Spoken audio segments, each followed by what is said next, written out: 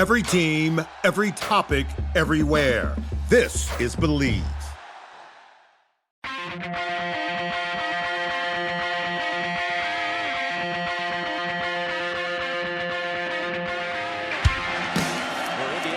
First down and 10 at their own 10-yard line. Tevin Coleman with some running room. Tevin Coleman down the sideline. Coleman, one man to beat. Tevin Coleman's going to go 90 yards, and Indiana takes the lead. Randall L. scrambles, started off the pitch, keeps it himself down the sidelines. He could go. Antoine Randall L. touchdown. Rory going to the single coverage, end zone. Touchdown! He hits Cooper again. Here's the snap back to Fernando. Has time rolling over the middle. He's got Becker. Oh, what a catch! Charlie Becker! Touchdown, Indiana! Tremendous throw by Fernando Mendoza, but what a catch by Becker, who had to leap and pull it in.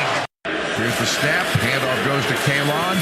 Fights his way through it, and he breaks the tackle. Down to the 5. Oh, what a run! Touchdown! Kalon Black explodes through the middle and breaks a tackle or two on his way to the end zone. Hand the ball up again, right up the gut. This time another run. He breaks it. Touchdown! Again, Indiana scores.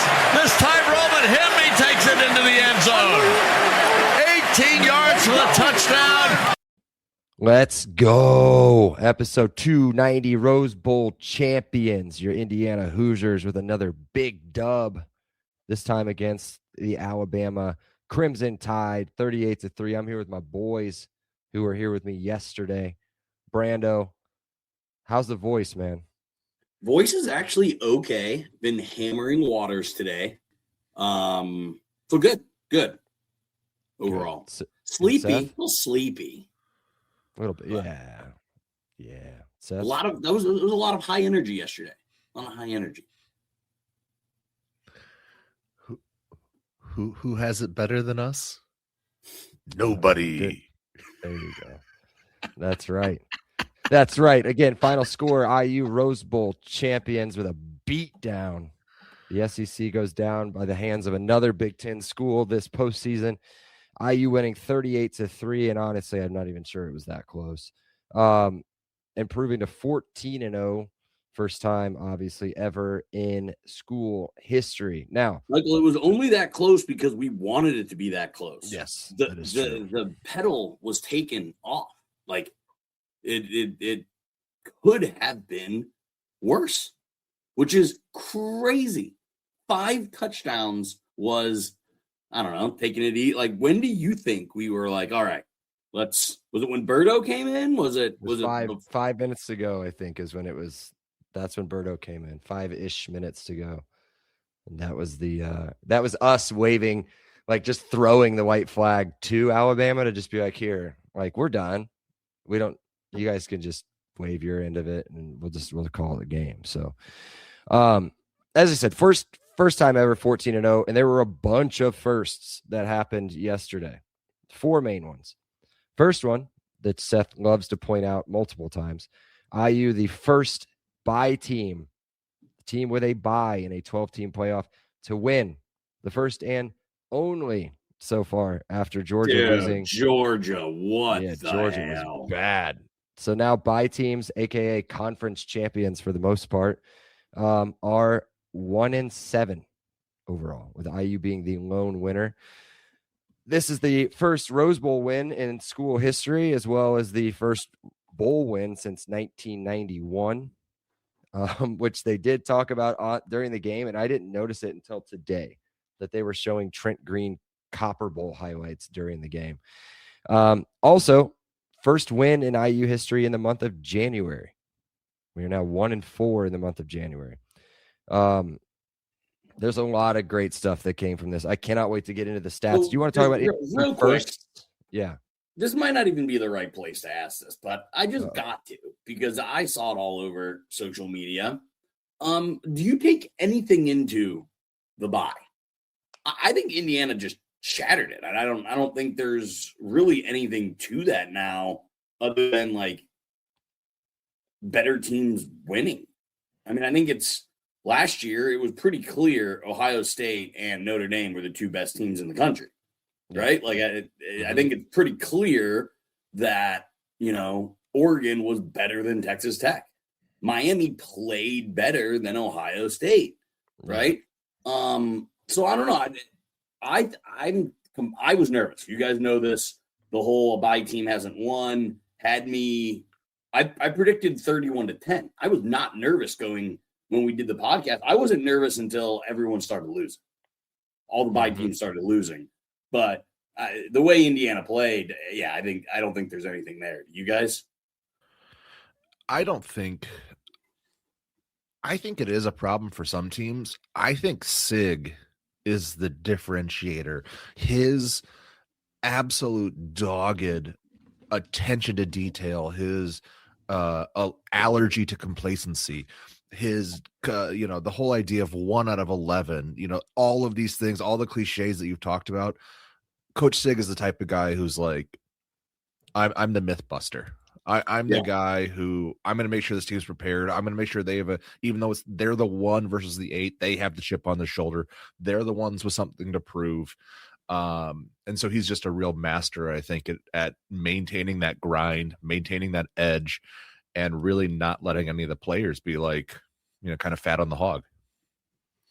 Yeah, that's exactly what I was going to say. I think it comes down to the coach and the way that they prepare or choose to prepare, or like the way you said, the coaching, like he is and lives the coaching cliches though, right? You know what I mean? Like we had plenty of time to prepare. Like everybody says that, but he actually won a national championship. That Ryan Day won a national championship. Yeah, right. I don't want to get into Ryan Day because I think we all think he's overrated and more of a product of his situation than he is a creator of a situation.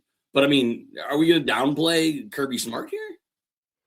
I just think Ole Miss looked incredible yesterday. I mean, that's sometimes you just run into these teams that just get hot, and Ole Miss was a little hot coming in, and I don't know. I mean, they made some mistakes. Georgia kicked themselves. Texas Tech kicked themselves. Who else played and lost? And Ohio State was awful. Like they shot themselves in the foot about really bad. Yeah. And Miami's a good team. Ole Miss is a good team. Oregon obviously is a very good team. But yeah, dude, I think it's overrated, the whole bye week thing. I just think that you cannot, at this point in the season, everybody is good. And by good, I mean very good. You cannot slip up at all. Honestly, Georgia should have lost to Ole Miss in the regular season anyway, had it not been for a massive comeback in the fourth quarter. I think it was 9 points or something like that in the fourth quarter. So, yeah, man, I don't know. I mean, I told you guys going into that Texas Tech game, Oregon was going to beat them. I did not see the Ole Miss or Miami results happening, though. Did not see that coming. So we all saw this coming, though. We did see we all predicted wins. We all predicted wins. This, though. Not like this. Because we're about to get into some stats that are like, my God. Yes. So total yardage on the game. Again, I didn't follow any of this while watching the game. I didn't see any of this until today. IU 407. Alabama 193. Third down conversions and fourth down conversions. IU didn't go for fourth down, but Bama was 0 for 2, including one of the dumbest fourth downs you'll ever see in your life. In retrospect, that reeked of desperation. They knew the game was getting out of hand then. Then they knew they were screwed. That's exactly what I was going to say, because that's what they said. I think it was ESPN that I saw this written down on, was that he went for it feeling like they had to do that at that point in the game. Now, let me remind everybody, at that point in the game, IU was winning 3-0 coming off of the field goal from Radicic, I think, to start the second quarter. They're on their own 34-yard line. I was screaming that in my basement to everybody. Why are they going for it on their own 34-yard line? And then they try to do this, and they try to do this, and you're pissing Sig off at that point. And we were ready for it anyway. I mean, as soon as Bernard, was it Bernard, Seth? Is that who that was? Jeremy. Yeah. Jeremy. As soon as he goes in motion, I'm screaming in my basement. I'm going, it's a jet sweep, a jet sweep, a jet sweep. And they shut it down. It's just stupid. But they were 0 for 2. Third downs, they were bad too. They had 27% on third down, 3 of 11. IU 9 of 14, which is 64%. When they came out and showed it, you're like, okay, all right, I see what they're doing here. And then after timeout, for them to come back out and still came, it was mind-boggling. It was 2 timeouts. But between 2 timeouts, right between that and the decision to kick the field goal at 24-0 were just 2 of the more mind-boggling decisions I had seen in recent weeks. Yeah, Kalen I've watched a lot of content today. I saw the whole Get Up clips. They talked about the game on Get Up for like 20 minutes straight. It's not good for Kalen DeBoer down there. Now he's not going to get fired or anything, but it's not looking real great. Again, I want to remind everybody, Alabama had a total of 193 yards. Let's look at the rushing yards. IU had 215 yards alone on the ground. And that's with an average of Kalen Black average 6.6 yards a carry, Hemby 4.9 yards a carry. Alabama had 23. So another dominant performance by the rushing defense and the rushing game against a top 10 rushing defense overall. I mean, that Alabama's no slouch when it comes to holding together the run. And if anybody paid attention to what Brandon said, and I cannot believe I'm giving him this much hype on a day where he's going to win the prediction too, he said over and over and over again, if you can get to the tackles, get to the outside of the tackles, just, hit that. What would you want to, not really a dive, but like the one just to the outside in between the guard and the tackle. If you can get to that point and hit that hole, you're going to expose them. The B and C holes. Absolutely. The B and C holes. Exactly. You just wanted to say B hole and C hole. All right. So this is a part where you guys don't have this second part. So let me rattle through some of this Heisman-Doza stuff because we haven't done a Heisman-Doza stat line for a little bit. He was 14 of 16, 192 yards, 3 touchdowns, no picks. Again, they hammered it home on the telecast.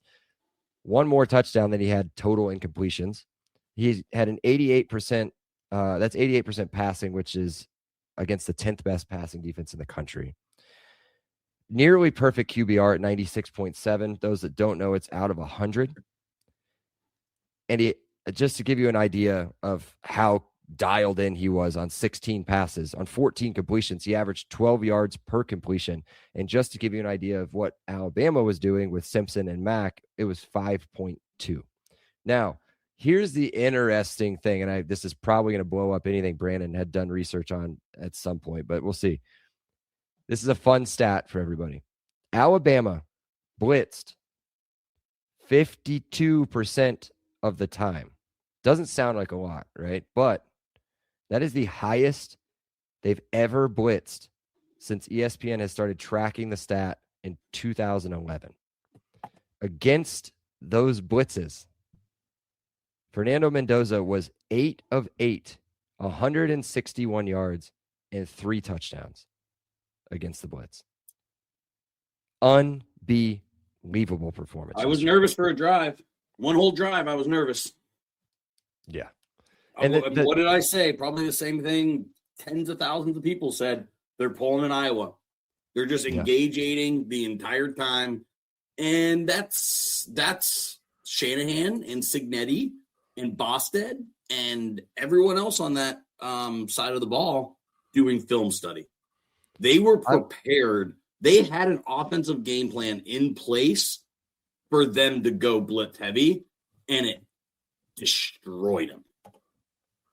I just thought that the adjustment after that first series, the way that the running back picked up the blitzes, especially oh my God, it was just absolutely phenomenal. The touchdown. Kirk Herbstreit. Yeah, that as well. Yeah. Kirk Herbstreit, who you and I think we have problems with for different reasons, but he did a really good job of showing Hemby just stonewalling time after time pass blitzers. And it was just an absolute perfect adjustment coming inside the tackle and using him as the interior blitz pickup, it just worked time after time after time. Kalon Black legacy game. Like, yeah, that's what I was gonna say. It was a Black had a huge blitz pickup on that Charlie Becker touchdown. I mean, he was good in everything phase yesterday. Like, again, Hemby gets all the headlines, but Kalon Black was incredible yesterday. Yeah. If you go back and watch the game again, they tout him up pretty good. They talk about Kalon a lot towards the end of the game after his touchdown. But yeah, that exactly like what you said. Again, if you haven't seen it again, go watch the touchdown to Becker, and that will just spell everything out for you as far as how the running backs were picking up the blitz. There was a totally free blitzer on purpose right up the middle, and Black stoned him for Mendoza to make the throw. And I've got a little stat here. They had a total of 3 sacks. They had 2 sacks on the first drive of the game. Their third sack came with 7 minutes and 22 seconds to go in the second quarter. So we gave up 3 sacks in the first 22 minutes. The rest of the game, they didn't touch Fernando. So that's adjustments. Now let's have some fun with Alabama. Usually we save this for Florida State. I did put a Florida State note in here just because Brandon's friends are buttholes, and I want to make fun of them again. Alabama, this is the largest postseason loss in Alabama football history. And to quote their biggest fan, Paul Feinbaum, quote, yesterday shattered that mystique, end quote. He's done. He's basically said it on Get Up this morning that this is Alabama's dead. Like there's no more Nick Saban, Alabama. There's no more any of this. The mystique. They are mad online. I loved it. Call it hate scrolling or hate searching, but I was like searching Roll Tide. I was searching Alabama. Oh my God. Like they were furious. Do you think DeBauer wishes he took that Michigan job? And now he does. I'm sure he does now. I can't imagine what his front yard looks like. Well, if they could find it, I don't know if they could get there fast enough. Oh, I'm sure they're crazy people. They are crazy people. And I love it. But they'd have to like know numbers and letters and stuff to like. It's true. Yeah. Their defense couldn't figure anything out. So why could they couldn't? They couldn't, and they have a bunch of freshmen, like true freshmen out there playing on defense for Alabama, which is real weird. Unless it's Caleb Downs. I don't know if I remember like a true freshman playing legitimately good football at Alabama. And there were 2 of them that got exposed pretty bad by Fernando. Make fun of Florida State for a second. Wait a minute. No, I'm sorry. They haven't played a game since November when they lost to a 3-8 Florida team by like 1,000. So we're going to move on. Fucking losers. Let's talk college football playoff a little bit. No. I want to go through more stats. I'm not done. Oh, I'm not done. Okay. You got more stats. You should have cut me off before we did Bama stuff.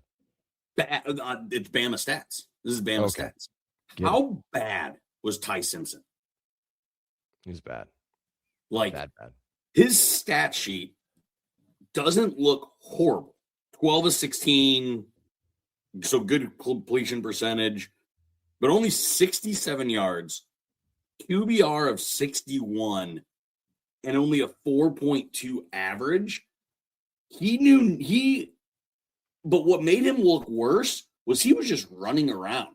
He looked like that kid who's played Madden or college football for the first time ever and just scrambles instantly.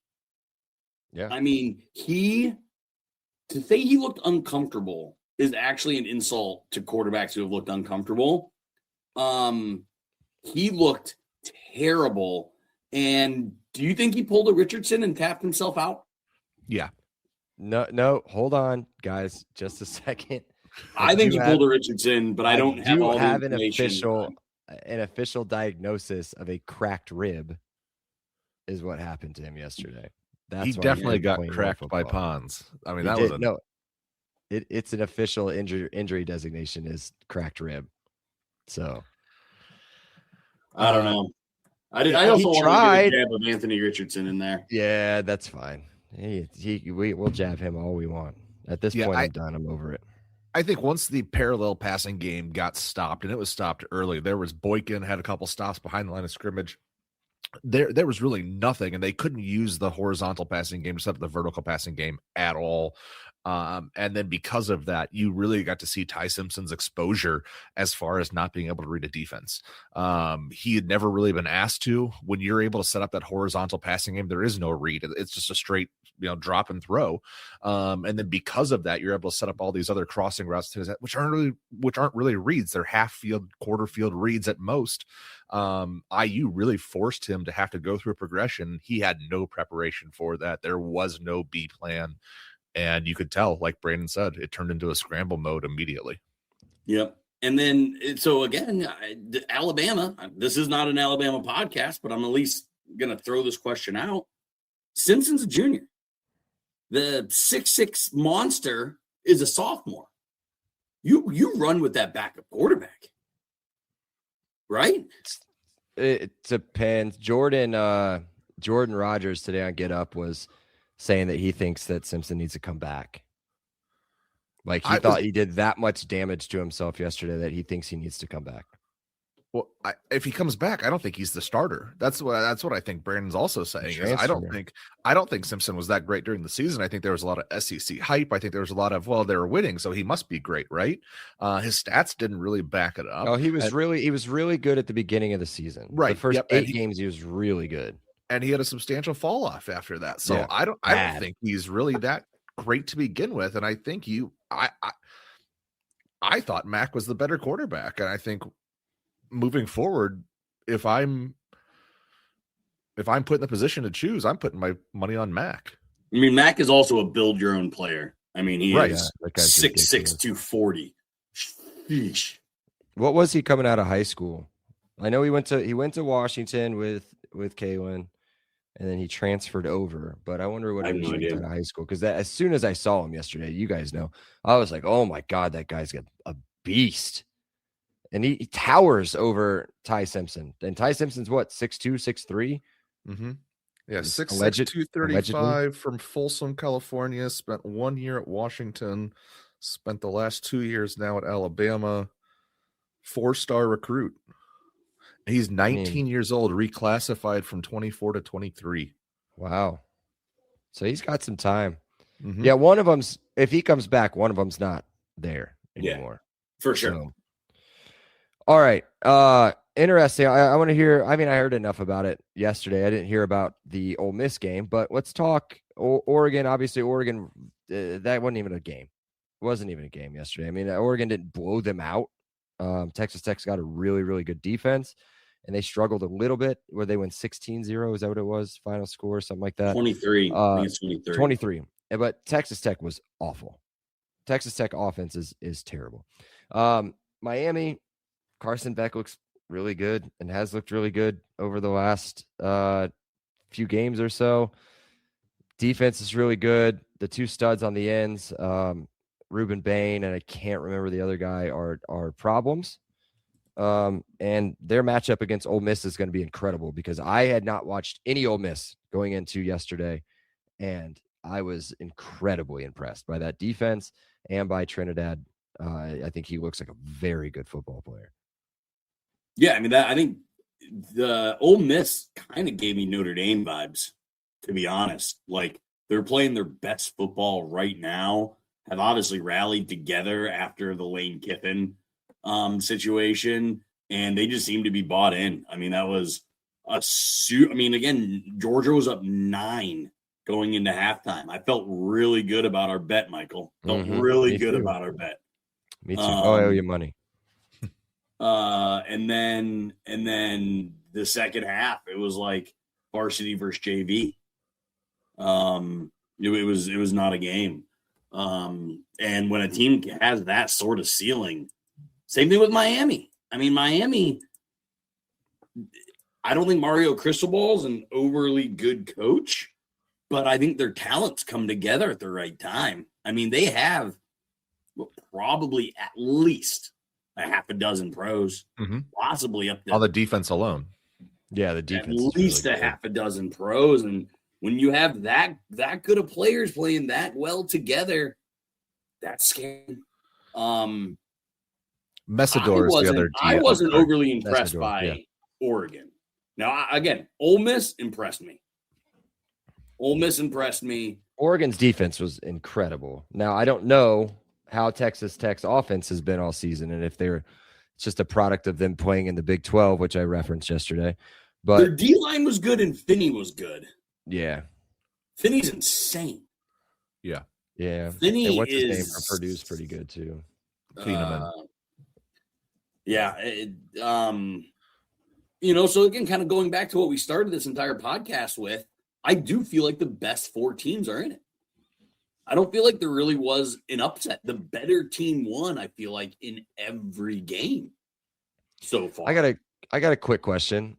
If I were to throw out a hypothetical now that you've seen these games, would you rather IU play any of, and then let's not get too far ahead of ourselves, not a national championship, but like the next round.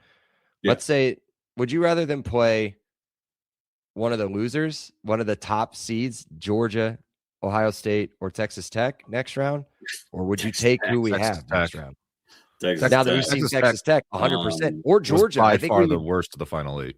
I think we could dominate Georgia. Georgia's defense is not good and hasn't been good for a little bit this season. They've been real up and down. And then The only team that honestly scares me, Michael, is Miami. Miami had a little bit of a reminder of some of the strong points from Michigan from the last couple of years with a really strong defensive line. Mark Fletcher is an oversized running back who just leans on you in the second half. I mean, he's just a big boy. And then Malachi Toney, again, he only went 5 for 16, but he's the joystick guy. He's the guy who is a high school quarterback, so he can throw the ball, he can run the ball, he can catch the ball. Freak athlete, only freshman. But they you just can have shake a little him, bit. Though. You can shake him. He gets hit. Yeah, yes, he's susceptible to hits. But they just have a lot of. They like low scoring games, and their entire. It's like Hutchinson and the other guy. I can't remember who they had the second end they had with Hutchinson, but it wasn't Quiddy Pay, was it? They had them for 1 year together, but there was another guy too in there. I can't remember who it was. But if I had to rank the remaining teams, playing the best. Then Miami. Playing this, Oregon. I would have then Oregon, then Ole Miss. But the team I'm scaredest of playing, Ole Miss. Oregon. Oh no, we're all different. This is the poll. This is the poll. This is the poll. What team outside of IU is playing the best right now? Or maybe scares you the most? I don't know. You guys can phrase it. But I think that's a different answer. I think Miami might have the most talent, but Ole Miss scares me the most. That's what I think is the. I don't know.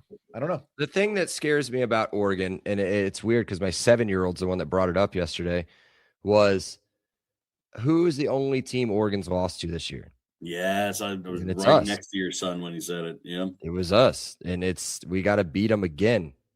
I think we'll have a fairly hefty, almost a home field type advantage in Atlanta. 2 of the 3 of us are going and cannot wait. But I think that's going to be the difference. Now, I think I'm scared of both of the teams. I think Miami is. I think I'm with. Who said Miami? Brandon. I did.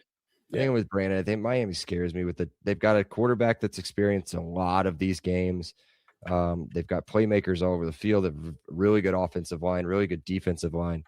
That game is going to be electric. So I can't. When is that game? What game is Thursday? Thursday. It's Thursday. Same. So we're on Friday. They're Thursday. And which bowl is that? Fiesta. Okay. Yeah. All right. Okay. Let's move on. Let's get to the headlines. Then we'll do our stocks. Obviously, no stock downs. Revisit predictions, and then pretty much get out of here. But let's do headlines. I've got 2, so I'll let you guys go ahead. I have 2. I'll go with my official one, and then I want to see how you guys like this other one. And my main one, if I was a newspaper editor, it would be Tide rolled. Okay. because again, this was not a game. It was not competitive for what the first drive. So what, first 5 minutes of the game. So Tide rolled is my official one, but as one that I think is funny, but we'll see. Alabama Crimson Spartans. Like, this felt like a game against Michigan State. Yeah, it just had that yeah, like that feel. Like, I was never worried. Like, even when they, Ryan Williams had a big play. Yeah, well, Ryan Williams, okay, Nick Marsh is going to get theirs, right? Like, the way I felt watching 3/4 of that game felt Wisconsin-y, felt Maryland-y, felt Michigan State. Like, that is who we made Alabama look like. So, is that good? Is that bad? Is that neither? No, that was good. So, Alabama Crimson Spartans. I like that. I want to ask a question because I was going to ask it earlier and forgot. Do you guys remember, outside of, I can think of two, outside of the throw that Lewis Moore almost picked off had Ryan Williams not made a pretty good play on it, or the throw to Bernard on kind of like a wheel route where Pons got a little bit lost. Do you guys remember them throwing the ball down the field at all? No. None. And what were we most concerned about? Their athletes, their receivers, hitting us deep, hitting us this, Ryan Williams is the big deep thing, everything. Yeah. Nothing. So I think this was a year and a half ago in an off-season pod, and I did a Seth Sack about cliches that I hated, and one of them was like Hoosier Nation, like whatever, or like anything nation. But I'm going to use it for this one for the rhyming mechanism of it, and it was Hoosier Nation domination. It was absolutely. I think we tried to do like a little breakdown of which position group, what team had the best position group, but it ended up being IU won every single position group, every single coordinator matchup, every single, game call matchup, game management matchup. I apologize. They won in every single phase of the game in a complete obstruction. So I just thought that was, and they did it in a way that it looked, I said this in a text message to you guys earlier, is it looked kind of effortless. It looked like they weren't trying too hard. Everything they did was within the identity that they had created in the first 13 games. And when you're able to lean on an identity, and they added a couple wrinkles, they went with 7 linemen once, they went with 6 linemen another time. They had Carter Smith lined up as a fullback. They did a couple wrinkles, but the vast majority of the plays you saw were plays they ran all year long. On offense, on defense, on special teams, everything you saw, you'd seen before. You'd seen Brady had a nice little 10, 12-yard return. You'd seen that right up the middle, almost broke it. You had nothing that happened yesterday was a surprise or off script for what IU has established as an identity. And for a program that was just absolutely lost in the woods for so many years, to have such a firm, steadfast identity, it's absolutely fascinating. And that's what you need to win playoff games, is an identity. And that's what IU has. I brought it up in the before pod, and you guys shot it down smartly. I was like, are we going to see anything different? Are we going to see a new play, a new scheme? And are we going to play with tempo? Seth, you nailed it. Again, I just said, we played the same game against Alabama that we played against the entire Big Ten slate. We didn't treat this game any differently, and we executed how we have all year. I'd already used this headline, but for a previous one, it was elementary, my dear Watson. Like, again, like we just did what we do. Like, it was just this, okay, guys, repetition. This is what we do, and we do it well. We do it at a high level. And that's Seth, you're right on the nose there. Indiana played Indiana football and belt to ass. Yeah, 100%. I'll get my headline out of the way real quick. Mine's like, they sometimes they'll throw a quote. They'll throw a quote as the big headline. And this is one of my favorite quotes of all time. It'll make for a hell of a movie. I mean, just exactly like what Seth was saying. We had another friend of ours over that's a Purdue guy that's kind of starting to figure out IU football and how. I think he said something along the lines of yesterday. Just I think it was on the Don't Himby run. don't do him Hold like on. this. No, I'm not gonna do him like this. It was on the Himby run, and they were showing the blocking and how everything was perfect. And he said something along the lines of, "Wow, like that. How you guys are so good. Like, how do you hit that exactly perfectly right?" And it's true. He also was talking about. He's like, I just don't understand why we can't just hire a Signetti. And I'm like, it's just not how it works, man. It's just not how it works. We got super lucky. And I mean, this guy's incredible. Incredible. And again, this is not, I'm not, I think Brandon and I talked about this yesterday. This is just a stepping stone. It's just another trophy. We got 2 more to win. The big one's at the end. And so we won the Rose Bowl, but we didn't win anything yet. Nope. We got 2 more games. I mean, all right. Sig literally said that in his pregame presser on Wednesday. He says, like, yeah, because someone brought up like, how cool is it to play in the Rose Bowl? Like, they didn't say cool. They put it more professionally than that. But Sig goes, no, we're in a playoff. Like, this is round 2 of the playoffs in a tournament to win a national championship. So Brad, again, I'm paraphrasing. I'm not getting the quote right, but it's Brad, you're right. That's exactly what Signetti said. Like, no, this is round 2, and then next we play round 3, and then the goal is to win round 4. Like, that's what's going on. It's not Big Ten championship. It's not Rose Bowl. It's a path to being champion. Yeah, unbelievable. All right, anything else before we get to the stocks? Let's do the promo. Let's do the promo here. Let's do promo. All right. Well, give me just a minute. We'll be right back. This episode is brought to you by your go-to expert in the Indiana real estate market. Whether you're looking to buy, sell, or invest in a home right here in the heart of the Hoosier country, Garrett Lawton with True Blood Real Estate is the agent that you need. He's not just a real estate agent, he's a Hoosier fan just like you. And Garrett knows Indiana inside and out, from Bloomington to Indianapolis and everywhere in between. Plus, his personalized service makes the buying and selling process smooth and stress-free. So if you're ready to make a move, give Garrett a call at 317-410-8851 or visit his website at lawton-realty.com. All right, we're back. Brandon's not, but there he is. We're back. He's back. Crushing waters, guys. Crushing waters. Crushing waters, dude. Attaboy. All right. You had a glitch where you were off screen and then you were gone here, and all of a sudden you popped up on. So it was like the perfect, like it was like a magic trick. It was pretty awesome. All right. Stock up on offense. Seth. Yeah, I foreshadowed this a little bit, and I'm going to go chalk on this, and different chalk than you expect. I'm with Shanahan. I thought the offensive play calling was phenomenal.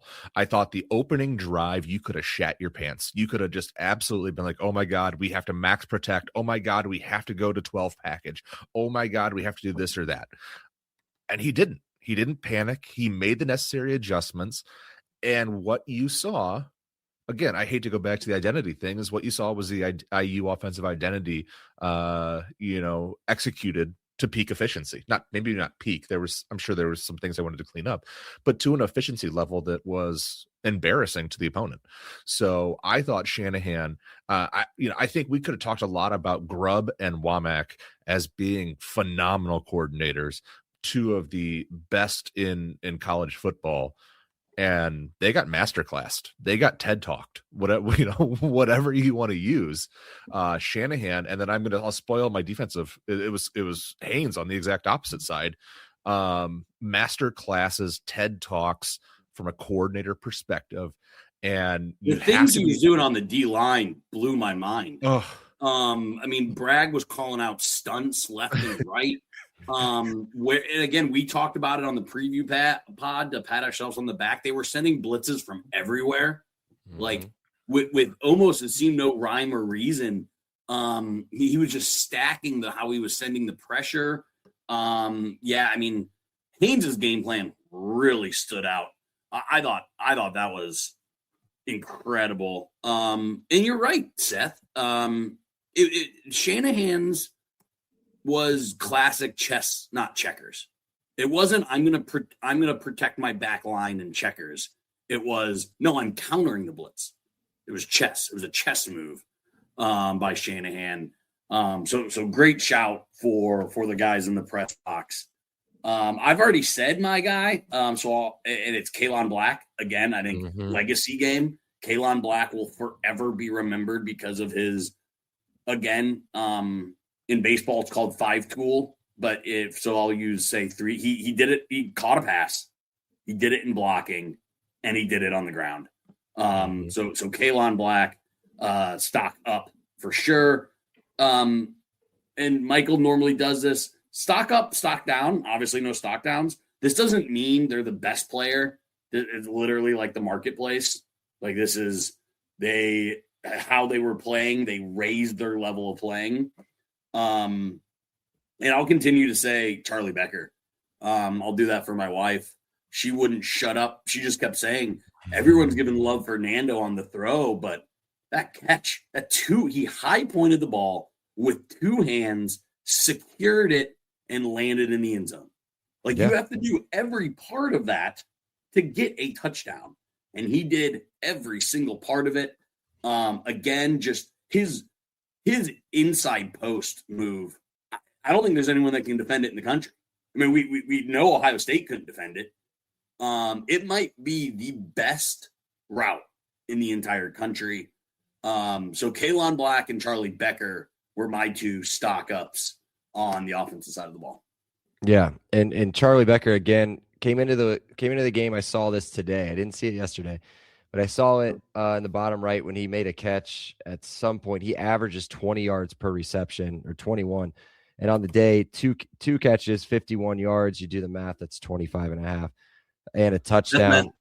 Yeah, so he's killing it there. And then Black was incredible. 15 carries, 99 yards, 6.6 on average, and a touchdown. And he was running so hard. And his legs were constantly pumping. He looked amazing. So, yeah, and as Brandon said, it's easy for me to just go Mendoza. But can his stock get any higher? No, I think it's maxed out at this point. The guy was absolutely incredible. That's why we don't even talk about him in stock up. He has his own section at the beginning of the podcast. It's number 1 overall draft pick. I mean, he's ridiculous. The stock can't go up any higher. Depends on who you talk to, because your boy, what's his name? EJ Manuel, again, Florida State idiot, says that he would still take Dante Moore number 1 over Mendoza. But Jordan Palmer and I'm pretty sure Herbstreit said it during Herbstreit or Fowler might have said it during the broadcast of that's it. That's your number 1 overall pick. Like that's your quarterback. What can you say? The guy was unbelievable. Another guy, very good. I'll take him. You guys took Black. Charlie B from Nashville, Tennessee was on my honorable mention. I got Omar down there in honorable mention. I got Elijah. All 3 of the big wideouts showed up big time. All caught a touchdown pass. The offensive line was awesome after the first 22 minutes. Well, I mean, really, just after the first drive, they gave up 1 more sack the rest of the game. They were awesome. And I was killing a Johnny, I think, on the first drive. But other than that kid is going to be special, I think. Wherever he ends up finding a home along the line, he is going to be awesome. So I'll go with Hemby. You guys know me. I love some Roman Hemby, and he looked great again. 18 carries, 89 yards. Can we also give a shout to the whole offensive line? Yeah. I mean, Pat Coogan, offensive player of the game, Pat Coogan. Yeah. I still want to know how that happened. I want to know if Nando said something, because I can't imagine that doesn't go to Fernando with that game. Got it. A center's a weird pick. But I loved it. I loved it. I'm not saying Nando doesn't need any more awards. He has no more room for awards. He's won all of them, all the quarterback awards, Player of the Year awards, Heisman, obviously, Big Ten, all the awards. He doesn't need another one. It is a small one. It's not very big. It's looks like the size of the coaster. But yeah, Coogan, offensive line, everybody incredible. But yeah, Hemby, 4.9 yards a carry, a touchdown. ran great, fast, hard, and I got two more games of that. You can go ahead and do defense. Seth's gone. I don't know where Seth went, but Seth already did his defense. Seth did his but own magic act and just gone. He's already done his defense, so he's fine. You do yours. So yeah, he went Haynes. I'll do 2, and you'll get real mad. But I want to say, just again, to follow up again, I've been a lot of patting ourselves on the back, mostly actually just me. But I gave both Boykin and Jamari Sharp as guys to watch. And Boykin was the best player on the defense. PFF had him graded out as the best total player in the entire game. He was incredible. So Boykin, just a beast. And again, we knew what Pons was going to do. Pons was going to shut down a third of the field. I thought Jamari Sharp had an insanely good tackle game. Again, didn't let up any big plays, was not penalized. So again, this is stock up. I think if there's questions on this defense, it's the opposite Pons. And I thought Jamari Sharp was really, really good. So Boykin's my stock up, but then Jamari Sharp gets my honorable mention. Yeah, and you mentioned Pons. I think we saw a different side of D'Angelo Pons, like an aggressive, pissed off side of D'Angelo Pons. He had, I can only remember 2 off the top of my head, but a minimum of 2 just absolute pops, just busting guys. And he's I know he had one against Cuevas, and Cuevas has got, I don't know, 8 inches and probably 60, 70 pounds on him. And he popped him. Ty Simpson, bigger than him, broke his rib. like the dude was all over the field. Obviously, he's MVP. We know he's the best. We're not going to talk about him anymore. Boykin, you got him all over the field, tied with the team lead in tackles, 7. They only gave him 1 sack in the stat book. I watched the game again. He had 2 sacks, if not a sack and a half. Also had 3 total tackles for loss. Fisher was really good, tied with him at 7 tackles, had a sack, tackle for loss, forced fumble. I'll go with Fisher. It's nice to see him show up big in a big game like this. But there's 2 other guys we need to talk about. You talked about Sharp. He was on my honorable mention. There's 2 guys that had to show up because Daly was out, and they showed up big. And it's not going to show in the stat lines at all, but it's Landino and Kamara. Kamara's first sack in forever, feels like. And it's funny, if you watch that play and watch his little celebration, he kind of does like the finally, like I finally got home. And Herbstreit, being the uneducated person that he is, says during the game, "Oh, he had 10 sacks last year. He's only got 1 this year. So it's been a bit of a disappointment." And he's playing a totally different position until yesterday. So shut up, Kurt. Landino did the part of the family celebration. Oh yeah. He needed to do it on that knockdown. He needed to do it on the knockdown of the pass. But he was awesome. Again, we gave props to the Alabama offensive line just because it's littered with NFL talent. But it was defensive line domination by committee. Tucker had a great game. Wheeler had a good game. Ratcliffe had a good game. You just spoke about him. And Dukeway made an awesome play. They're just the way you can just roll guys out there and win at the point of attack is just so dang impressive. So defensive line, I mean, again, doing what they've done all year.